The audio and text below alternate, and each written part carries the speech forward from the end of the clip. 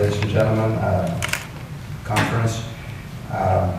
It is an honor and privilege for me to be here, and yes, it is a message, I hope. We are all different. We all belong to minorities of one sort or another. Our society must protect right to our own different identities. This is, in fact, a standard of the progress of civilization. We must not underestimate what has been achieved, but at the same time, we must not be satisfied with it. Social prejudice, as before Mr. Strukel estimated, and legal norms change only very slowly. Education is often the most difficult part of it. It is difficult because the generation it educates is changing itself in the process. But this is also the elementary condition of the open society. This is why, ladies and gentlemen, I sincerely welcome and support this international conference. And I think it's a privilege, an honor for my country to host this event. The economic crisis we are facing also raises moral issues. Although economic justice and equality are the prominent aspects, it also raises the issues of tolerance and humanity in general. As all progressive intellectual forces are striving for a better future, they must, I think, also consider this dimension of the problem: the respect for diversity in every sense, not just an economic sense. Welfare is not merely an economic integrity, it is a social integrity. It is not only a question of the relationship between the rich and the poor.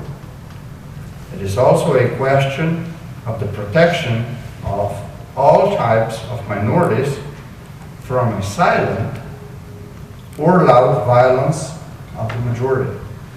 In this sense, more fair society of the future is not only a society that creates equal opportunities for all in the economic sense, but also in the ethical sense. This is of crucial importance for a new, I hope, parliament of our century. Well, as mentioned before, the sexual orientation of individuals is a matter of their personal freedom. It is limited only by the freedom of others. Nothing in modern society can be allowed to move these borders. We do know, however, that everyday practice reveals a different picture. Prejudice remains remarkably strong. It is therefore extremely important to eliminate such prejudice in the framework of educational system. The very decision that this is the mission of the system is important in itself. The school system, said by Louis Althusser, is in fact an ideological apparatus of the state. If education about diversity and for diversity, it's a counterpart, we will gradually overcome such prejudice more successfully and permanently. Let me conclude by saying that in this respect, it is not only a duty of the civil society to strive for tolerance and solidarity, but also a task of the state. Considerable progress has been made in this field in the previous few decades. Today's conference is, after all, supported by the European Union.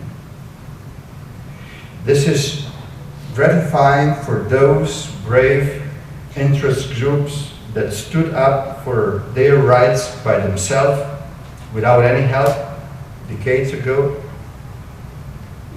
This is a duty of society and the state, as I said today, when these rights must be carefully protected, both at the level of legislation and at the level of everyday tolerance. This has been just brief remarks, but what is important, I think, as you put it before, it is the message. The President is here, and that I'm speaking on behalf of the state and the civil society. Thank you so much.